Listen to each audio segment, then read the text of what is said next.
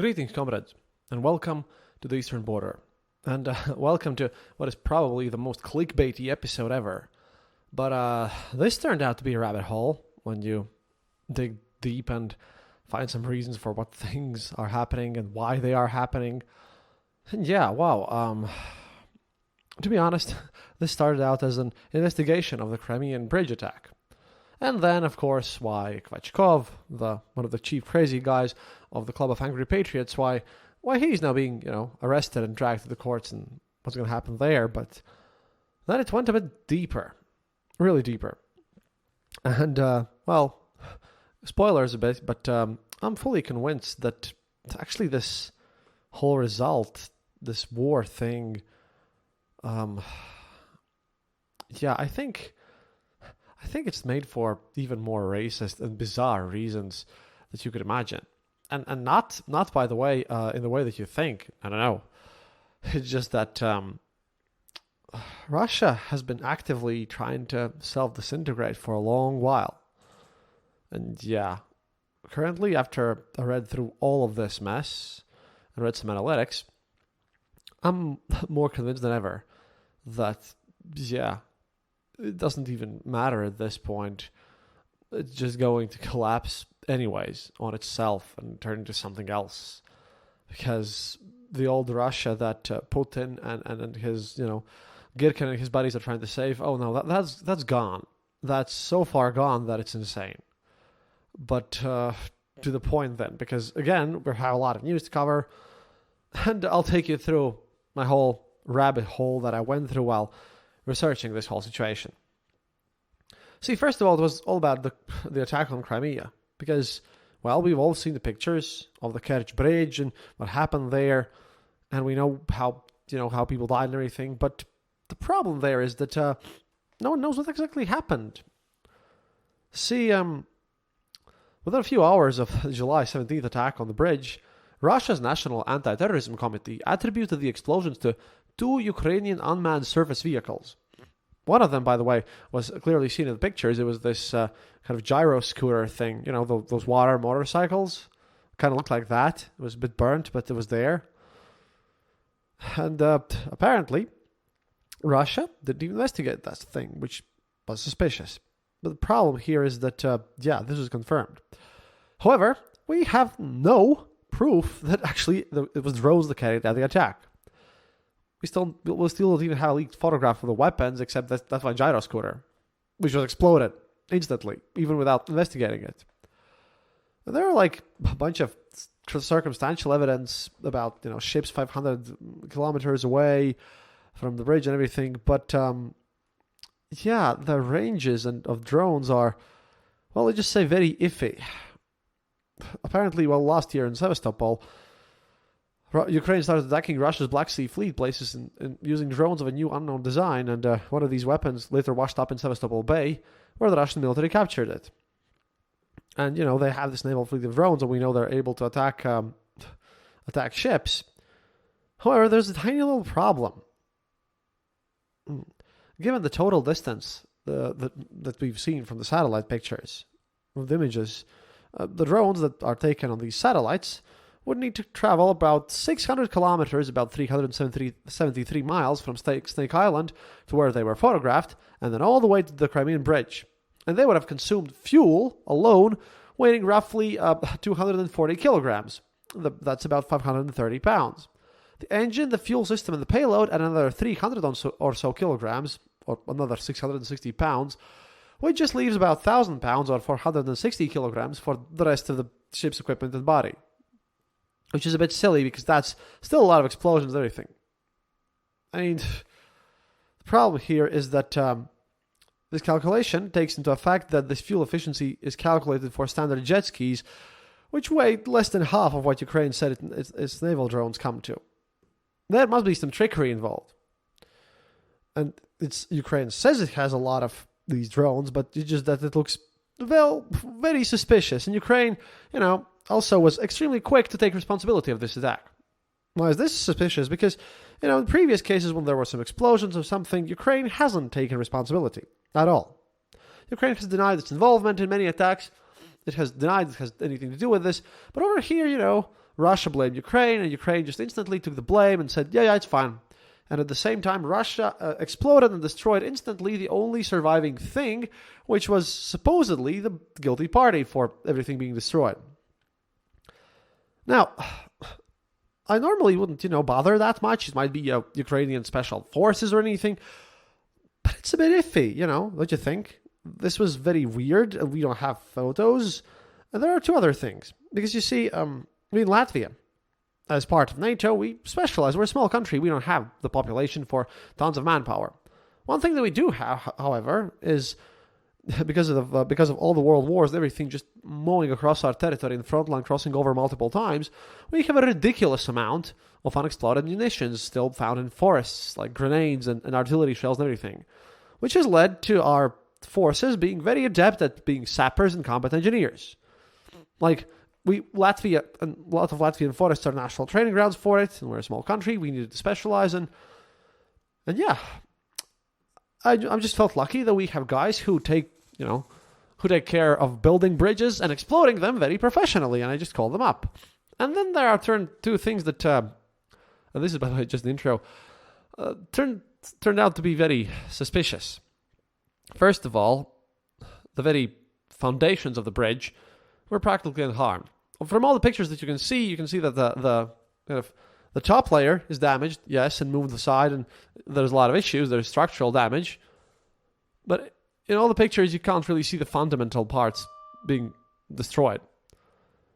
And if you drive a huge ass water drone and attack the bridge from below, then I think that should probably be one thing that would suffer way more. Again, we have to maybe look at pictures, but they're very much top secret. But so far, it seems that the main damage is to the top parts instead of the fundaments itself. That's strange. And that's extra strange because these top parts, which is a thing you probably didn't know because I only found out about this today by digging through a lot of papers, is that there is a 35-meter gap between water level and kind of the part that was damaged. 35 meters. And if Russians claim it was these gyro scooters that were modified to be drones who did this, then I have to ask why and how. I mean, wouldn't you want to find out how they built these drones, but then they destroyed this? And also, if it's 35 meters, then there must be some sort of cannon contraption that shot it up, the blast, and that also never happened. It's kind of weird. I mean, there are a lot of things that, state that Russia has some water drones but that can attack ships, but, then they attack at ground level, not 35 meters up. Previous attacks were coming from above. So that made me think, I mean, why would, the Ukrainian side take responsibility so quickly? Why would the Russian side agree with this? Why would Russian side destroy their evidence that they instantly blamed and wrote in the papers? And this is where the second part comes in, because again, this was a rabbit hole that I went through. Like, I'm just interested because I'm obviously in Ukraine's side, but something doesn't add up here, and my journalist senses started tingling about why and how, and I started thinking maybe there's something more to it. You see, today also, Prigozhin reappeared in Belarus, and this is tied to this whole thing together. And he spoke with his whole Wagner Group soldiers that were there. Not many, by the way, just a bit over 1,000. But he stated that, quote, "Greetings, guys. I'm glad to see you all. Welcome to Belarusian land. We fought with dignity. You did a lot for Russia. What's happening now at the front is a disgrace, and there's no need for us to join in. And we'll wait for the moment when we can show full on what we're made of." Now, the question is what and why and what's happening? Then, by the way, also added that he's going to make, if need be, Belarus the world's second strongest army. And you might think that, second one in place of Russia, but no. It's Wagner Group slang. Inside, they call themselves the world's number one army. Yes, beating United States, beating NATO, everything. To Wagner Group, they are the number one army of the planet Earth themselves, and they want to make Belarus number two. Where does this leave Russia? Well, nobody knows. But this is the thing. As this has happened, we have heard a lot of Surovikin maybe being arrested, and he's not the only one. A lot of generals are being arrested, a lot of these turbo patriots. And, if you've been following this show for a while, you know that some of these generals actually have ties to these turbo patriots. Well, the ones that criticize the army anyways.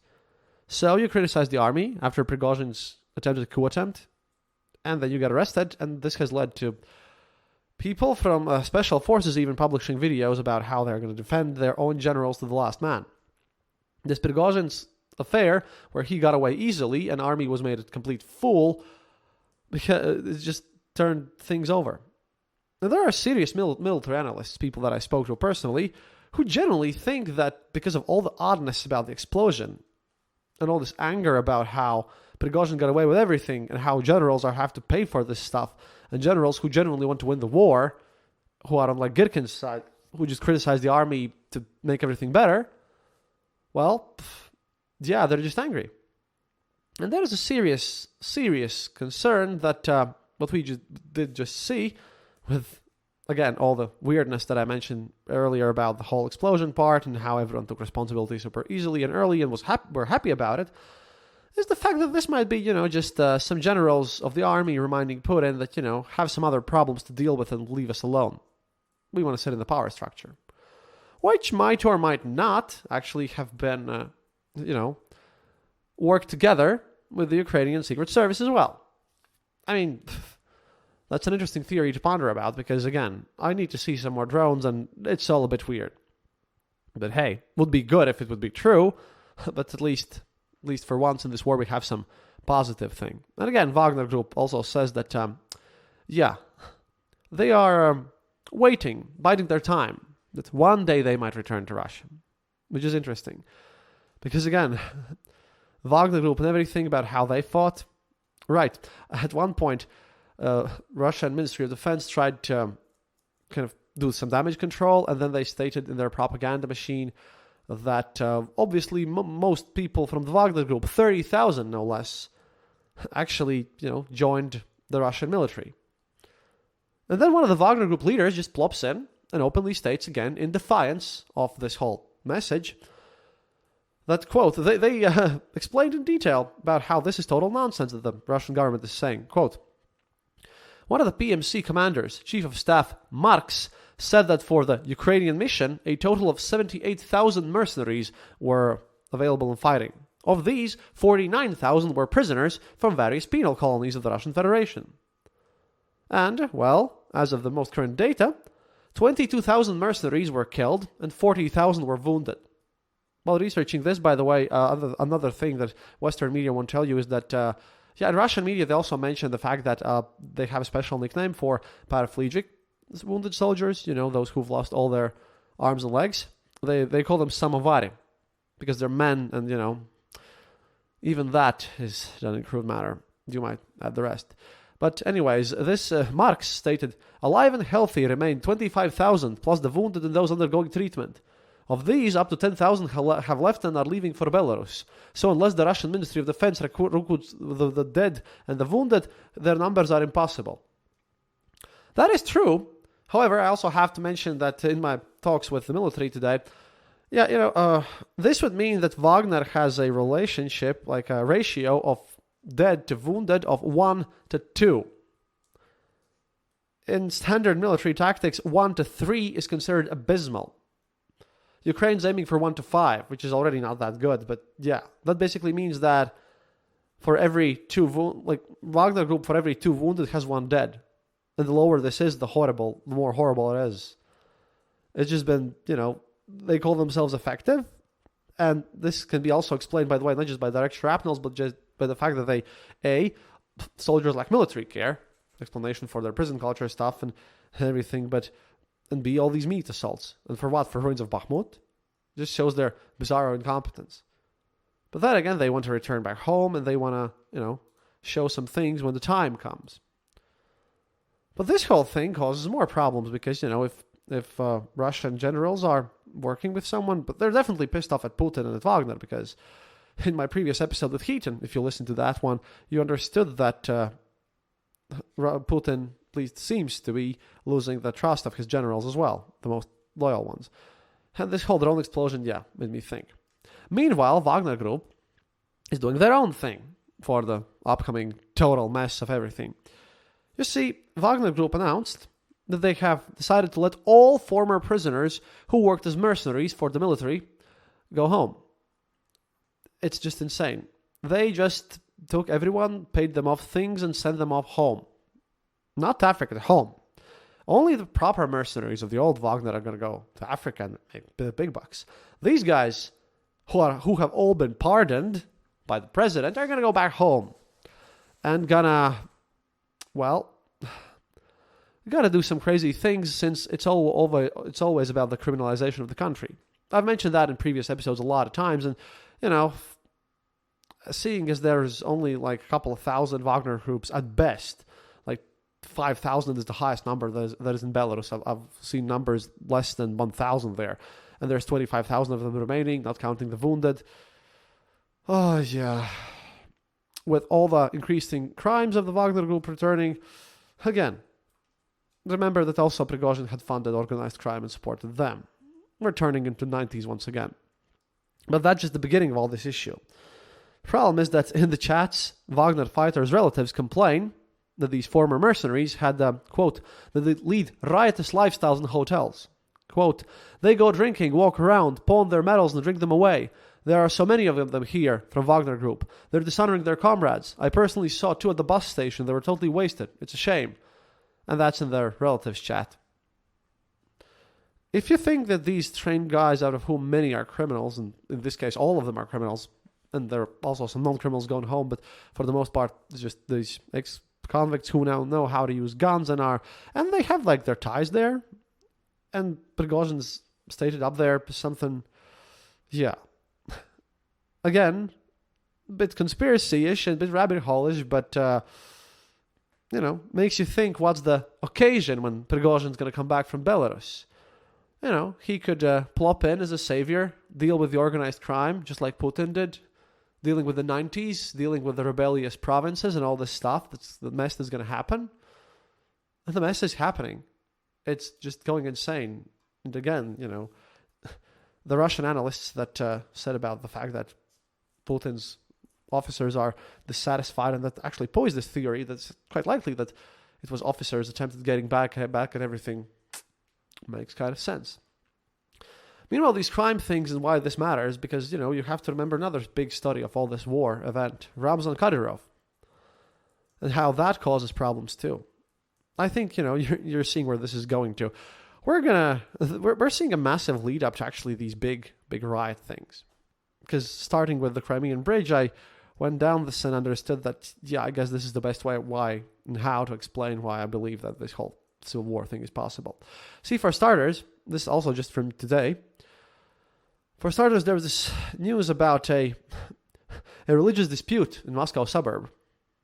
Ended up with both sides asking Putin for protection.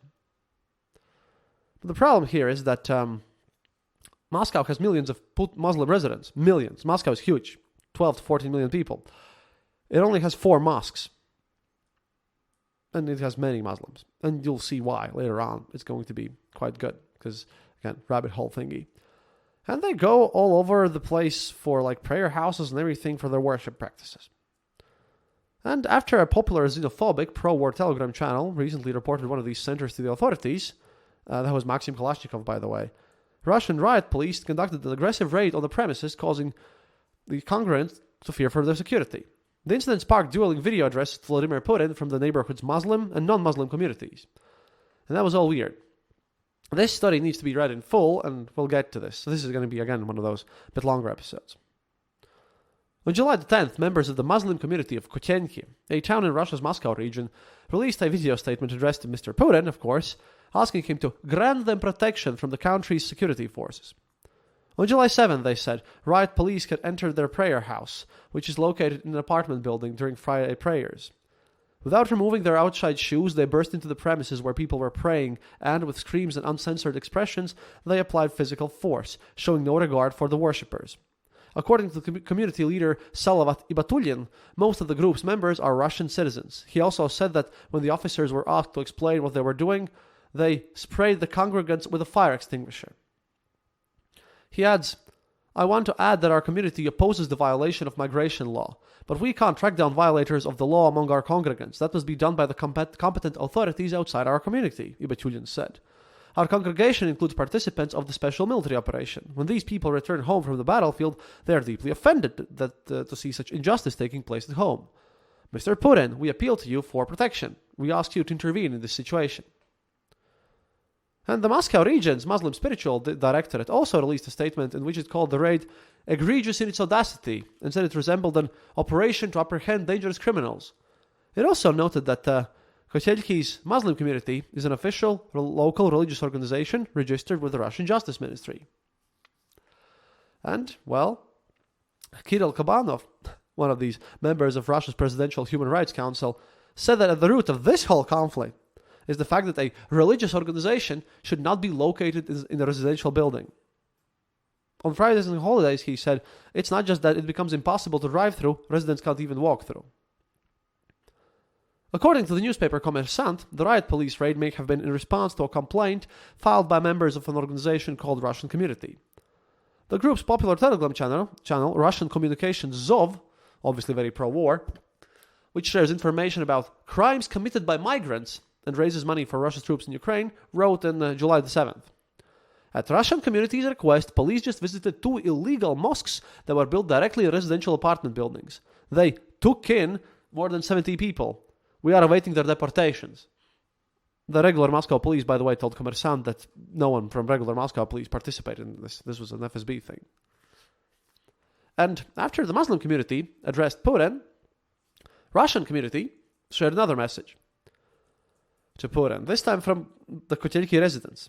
In this, these guys expressed their support for the raid on the prayer house and suggested that the Muslim community's message to the president could cause grievances against our law enforcement agencies. They called for security officials to be left alone since their raid was a response to a complaint from citizens. We must all understand that we can't go on living like this, and this is where the truly xenophobic part comes in. We're not France, not Kosovo, which continue to descend into chaos. In our home, there should be order. The flow of migrants coming into our country must stop immediately. Otherwise, there's going to be a social explosion, said one of the residents. And there I agree with him, because I looked this one up. That's the thing. They all fight about everything here and everything. And they've also, by the way, named their whole thing about being one of the very few Russians on behalf of the few Russian residents left in the neighborhood. Interesting, right? But about Muslims, obviously we have to take a look at Chechnya. And this is an article from 1999, by the way, from the second thing. You see, there were religious conflicts in the whole First War thing happened there because Chechnya is Sufi. Chechnya have their own Sufi saint person. I'm not that educated in Islam, sorry. But their whole first conflict and their independence movement in Chechnya started with when some Wahhabis, the Saudi kind of more radical guys, appeared.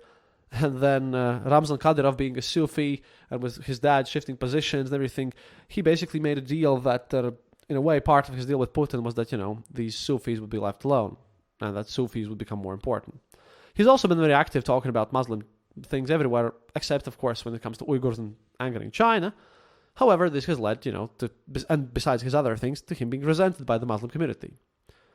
At the same time, he's very much encouraged Muslims going all over the place and just moving to Moscow and everything. And Ramzan Kadyrov is always extremely, extremely angry whenever someone, assaults the Muslim community. If you remember, very recently, I already posted about these 2 groups who are very aggressive about having a new mosque built. Again, Moscow was only 4 for its millions of Muslims built, and there was fighting between these ultra-nationalist turbo patriots and these Muslim people. Ramzan Kadyrov, if he wants to remain popular, and he probably will be put into prison by any other leader except Putin, because he is a monster and a torturous, stupid person who has put gay people into concentration camps and who's killed and kidnapped so many people. That I've always said that Ramzan Kadyrov is going to be the first one to leave. But wouldn't it be nice to leave with some of some of that good faith with your fellow Muslims, saying that it's because Russia presses that thing and turn it into some sort of Muslim thing, because he is a Sufi, and they are being hated, all Muslims in general, everything. Because you might know this already, but Russia has a huge demographic issue, massive demographical problems. They lose approximately insane amounts of people every year, and ethnic Russians are dying out. And I quote from one of the speeches, and this comes from the Party of Work. These guys are one of the kind of more socialistic opposition parties. also friends with Girkin, but they have actual experts on sometimes from Academy of Sciences. Quote about their Russian problem, them dying out. The expert added that this trend started in our country much earlier than in other countries. Thus, according to him, the birth rate fell below the necessary level of reproduction back in the mid-60s. Since then, it has never risen above this level. If this process continues with the current progression, the birth rate will continue to fall and population decline will continue to rise. This year, it may thus amount to at least 500,000 people. What he doesn't say here is that these 500,000 people that Russia is losing each year is if you take into account all the Central African migrants who are coming in. And not only those African migrants. And that's a bit of a problem if you're a racist scumbag. Because you see, the Russians were so busy sending their own men to die in various wars that World War II and everything previously had caused a massive shortage of able-bodied men. Russian men also tend to, be alcoholic and depressed because of their super poor economical conditions. And not like the government is actively doing anything to encourage ladies giving birth. Today, also, in other news, which again ties in beautifully with this, is that in one of the suburbs of Moscow, women were protesting outside that they couldn't get their kids into schools because of their weird school system things. They don't have heating in their houses, and economical issues are just awful. People just don't want to have kids. They also, get themselves involved in wars. And look, Wagner Group already said that there are 20,000 dead Russians, and there's more with all this war and everything. That's not going to, leave many people for them to build anything happening. Oh, and they hate each other too. So, I don't know. They might want to get back the Russianness, the Slavicness into the whole Russia thing by just absorbing Russians and calling them our brothers. They're better than these migrants that Putin, through his propaganda, has made everyone hate. Because Putin is openly racist. He hates everyone. He hates the he hates Central Asian people. He hates everyone. And currently, by the way, these demographical issues about how Russia's dying out and being replaced by migrants to the insane amounts, by the way, because again, they're all dying out. Because migrants don't have to fight if they don't have Russian citizenship. It's all the Russian people out there. And then all these people coming in. And today, by the way, which again, tied into everything, Igor Girkin posted a very racist article. Like a very racist one, thinking about Russia 50 years later from now and everything about... full with stereotypes, and this one, by the way, about Armenians, Africans, literally any Africans, with just total... I won't even repeat this. It was so stupid that it's obvious that Mr. Girkin hasn't even seen a black person in his life. But he responded to a study that came out from Valdai Club, one of the very few actual think tanks of Russia, where Dmitry Polytayev, a leading researcher at the Institute for Economic Forecasting of the Russian Academy of Sciences, also the Center of Migration Research, wrote an article about migration from African countries. He stated that the migration to Russia is still insignificant in terms of scale from there, and the main channel is education migration. However, it's still 38,885 Africans staying there in Russia, and a lot of them had permits and everything. And he states that due to Russia's friendly ties with Africa, also note Wagner Group and whatever they're doing there, because in Central African Republic, where Wagner Group is helping the dictatorial government up there, prop everyone up, people are being taught Russian at schools, they have Russian flags everywhere and all this stuff. Yeah, well, obviously they want to go and see what's happening there. So there's a nice idea that a lot of people could come there, just as people from Central Asian republics come over there. And of course, all the Ramzan Kadyrov's buddies from various Muslim countries and Syria and Afghanistan and everything.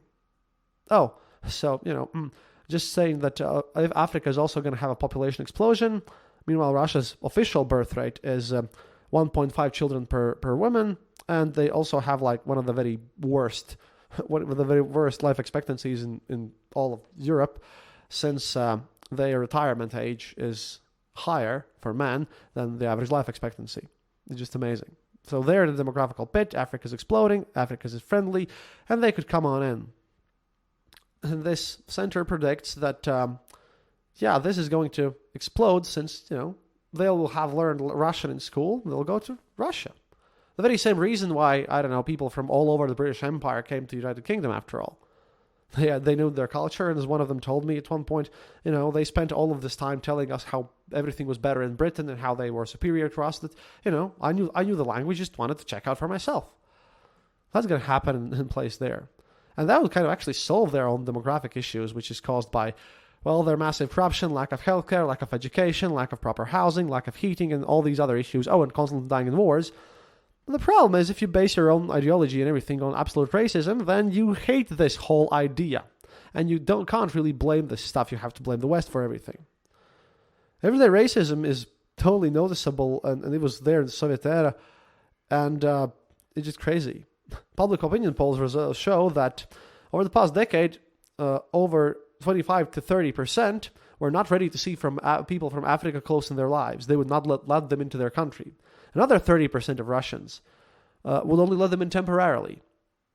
They are not very friendly people, and they've also caused this stuff themselves as well, if you think about it. Like with their birth rate, which is just, caused by their incompetent government and everything.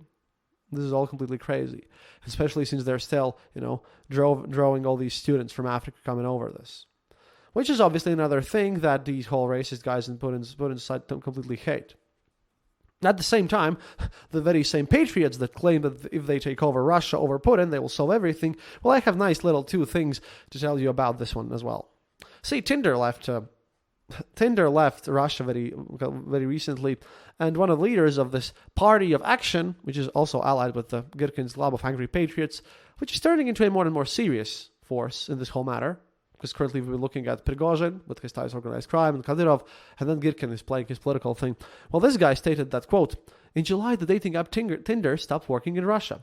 The publication Azbats interviewed experts, Azbats is their official publication thing, just saying, and found out whether the shutdown of one of the most popular platforms will affect Russian society. Yuri Krupnov, a member of the Federal Council of the Party of Action and chairman of the Supervisory Board of the Institute of Demography, Migration and Regional Development, believes that spending time together is important for creating and maintaining a family. Active development of domestic tourism in the Russian Federation can help with this. Quote, tourism is of an order of magnitude greater importance than any dating apps. Another thing is that there's a problem of dating and full-fledged communication. But it's definitely not solved by apps. It's just that people even meet in tourist buses when they go somewhere. They see each other in a non-standard situation. We need to specifically design such things for young people. They also have all sorts of plans, and they want to restore economy, and they always yell about how small businesses in Russia are being destroyed. And again, I've spoken a lot of these issues previously.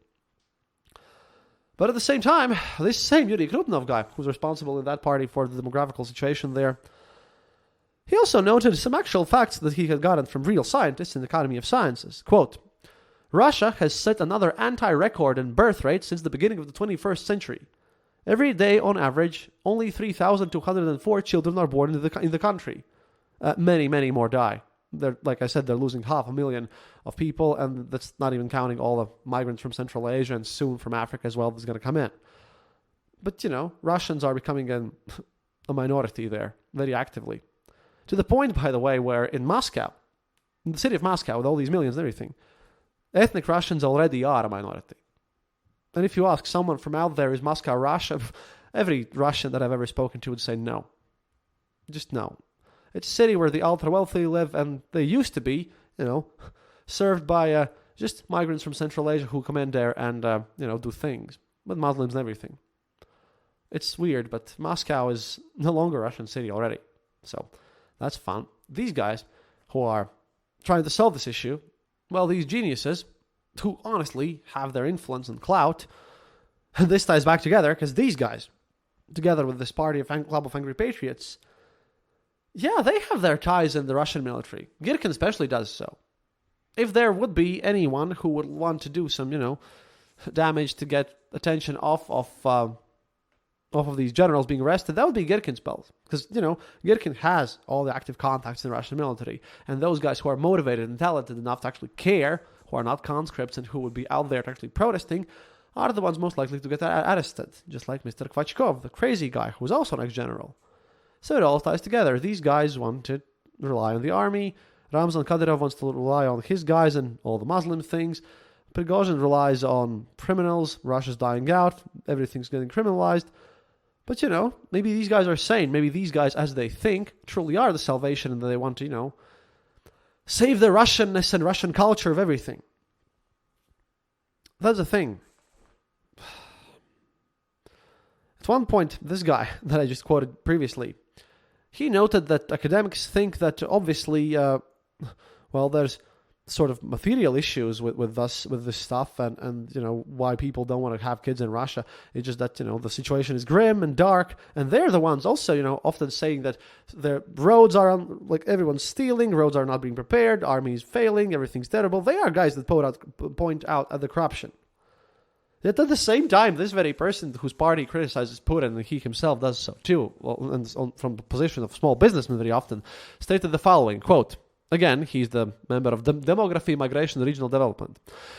Yuri Krivnov, he noted that there is no connection between housing, wealth, and birth rate. The issue is different. In suicidal consciousness, when we gladly tell how we would have many children if we had this or that, behind all these elaborate excuses is the refusal to live, the refusal to continue to procreate. This is the fundamental reason that needs to be studied, he added. And then I could agree with him. I mean, Russia, if you look at everything that we've been through today in this episode, is a suicidal society. And I mean, if you ask how long it had survived like this, well, it's a zombie state currently without any real rule of law. And the dumbest part is that even the people who claim to be these experts, they look at this whole situation and they can't even imagine that, people really want some good healthcare and housing and schools for their kids before they can have kids. Because it's today, and today everything's much more expensive and weird, and we're living in a time of war. People want stability. That's the number one thing why people wouldn't want to do this. And they just refuse to solve this stuff. I mean, a lot of problems everywhere, but if you tie this whole thing together, there's a little point about how, why I think this is going to explode at some point. Social explosion, again, if the migrants continue to come, and they will. And Prigozhin will continue making ominous statements, and these guys will continue being arrested, thus pissing off other officers, which, even if they didn't help or work with Ukrainian special forces last time, some of them might as well do that next time as well. It's gone to the point where Maxim Kalashnikov recently arrived, 2 days ago, by the way, from his visit to Donetsk, and he himself, in his very open words, and this is a guy who's like Igor Girkin's best buddy, he thinks that everything has to go on and that Ukraine must be destroyed. He himself stated that the Russian soldiers were surprised when they went to the Ukrainian parts of Donetsk and Donbass, and they saw that people in the countryside have internet. And he made a bunch of videos about how life is truly extremely miserable there. And he laments that the current government is useless and can't even provide anything to provide a positive message for this Russian world. I really don't know what kind of positive message can be out there when their country is riddled with so many problems of criminalization, of corruption and joblessness, and healthcare is just in ruins. Like, everything's just getting smashed together. You can also just listen to my previous episodes. I've been at this for 9 years. There's a lot of that if you want to know this in detail. And I don't know. They want to win this war, apparently, as it seems to me. Grab Ukrainians, turn them into Russians because they're running out of Russians in their own country and they need more to go in there. They need more Slavic people. Because otherwise, they're afraid that there's going to be more and more Muslims, Ramzan Kadyrov-type Muslims, and a lot of Central Asian people, and then South African people, and what then? They are truly afraid and panicking about that situation. And at the same time, they don't do anything to make their country a better place. They rely on this whole cheap labor, and they still keep the guy in power because, who's made everything this way, who's just made the problem worse. It would already be bad if just for the World War II and previous things, but this new war, this is just awful. But there, at the end, I have to agree here. What started out as a simple investigation with the Crimean bridge, it came full circle there. And at the beginning, the whole idea that it might be some sort of angry officers blowing some stuff up there, well, they're the same guys who know Kvachkov and who are members of this party as well, a couple of them. Interesting. Maybe a coincidence, but I wouldn't be surprised if it wouldn't be. And certainly, there's huge potential for next time something like that happening actually not being a coincidence at all. And the worst part for all the Russia thing is that, I don't know. Again, I have to refer to my previous episode where I talked with Mr. Heaton about this stuff, and he really thinks that there's going to be the need for some peace deal and anything, and he doesn't see how Russia collapses itself internally, and he doesn't see all these problems. He sees the monolith face that Putin presents, but it's not like that. It's never been like that. And I truly think that, just even if we would just like stop the war and freeze it right now, I think that eventually, like in 10 years' time or something, Russia would just internally collapse on its own. And that would be their own fault, by the way, especially Vladimir Putin's. Which is very sad because, again, if you look at these other ethnic tensions and all this stuff, they could have done so many things to fix everything. And they have all this mess happening there. And then they're kind of surprised that people don't want to go there. But it's just, we live in those very strange times. We're going to have to see what happens here, because these arrests and protests happening there, everything's going to move a bit faster now. To be honest, I have my theories about why Ukrainian counterattack is not going as smoothly as expected at the beginning. And I have some information about it, but I have my theories and my information. So don't worry about that part, by the way. That's a thing. I think Ukrainians also understand 99% of all this plan thing that we spoke about here today. Because again, problems never exist on their own in some sort of a vacuum. They always tie together, and it all comes down to corruption, thievery, and just not caring about the people, and at the same time, telling them that they're the greatest. Because if you boil down everything to this, to the Russian attitude, Russian violence, the fact that if you go to VKontakte or some Russian social media, you'll see a bunch of posts against racism, bunch of posts whining about demographical situation, bunch of posts calling for extermination of all Ukrainians, as if something's going to get better. Well, this is the result. This is the result of if you just spend ridiculous amount of time stealing resources and from people, not allowing them to grow as a population, get them education or healthcare or anything, and at the same time force feed them information that everywhere else it's much worse. Well, and why? Because of all these other people.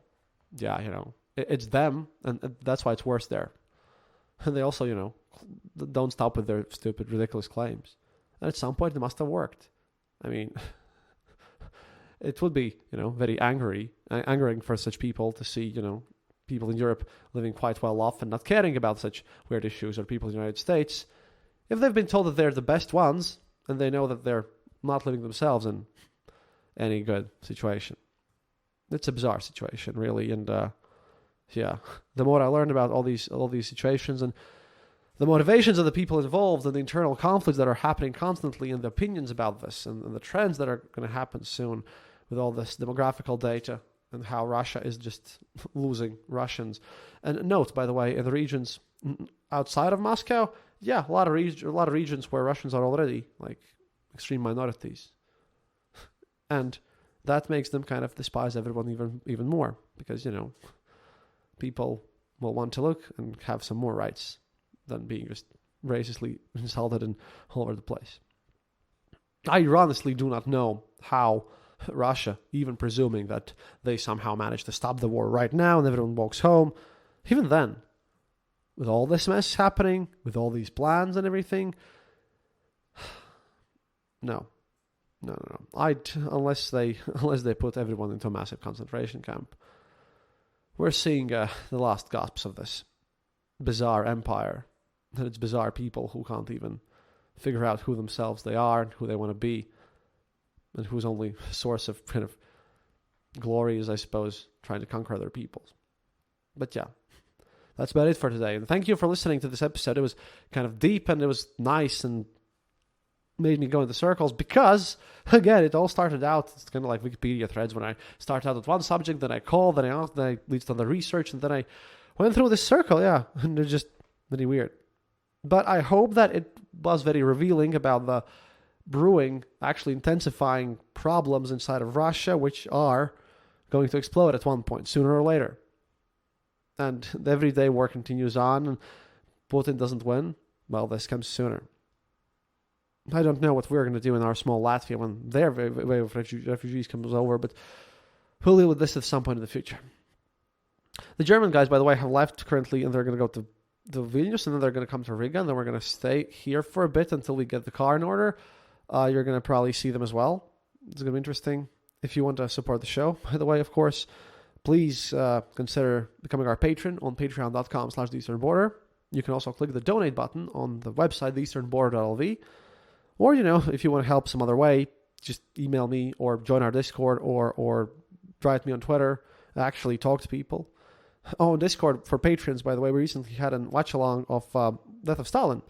I commented that stuff. Pretty good movie. Had fun events there. We're going to have Sean on the show, too, as well, very soon. Lots of work. I have an article to finish for Foreign Policy magazine before I leave because, again, everything's a bit of a mess.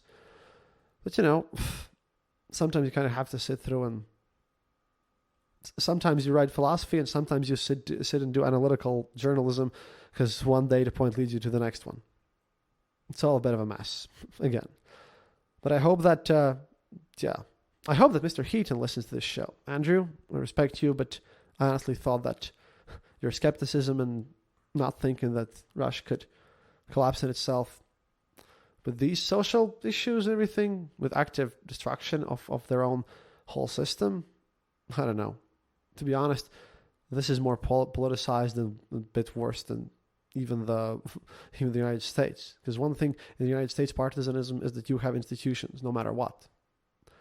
Like, everyone respects the position of president. It's always going to rule the thing. So you have these institutions, and Russia has none of these. Getting very scary right now again. But yeah, I really hope you enjoyed this episode. A bit longer than usual. Put a lot of work in it. Tons of data. Had to squeeze some things, leave some things out. And then I don't know. Probably gonna make one on the 22nd when I'm gonna record with Sean. До свидания, товарищи. Again, please consider supporting our show. And as usual, as always, happiness is mandatory.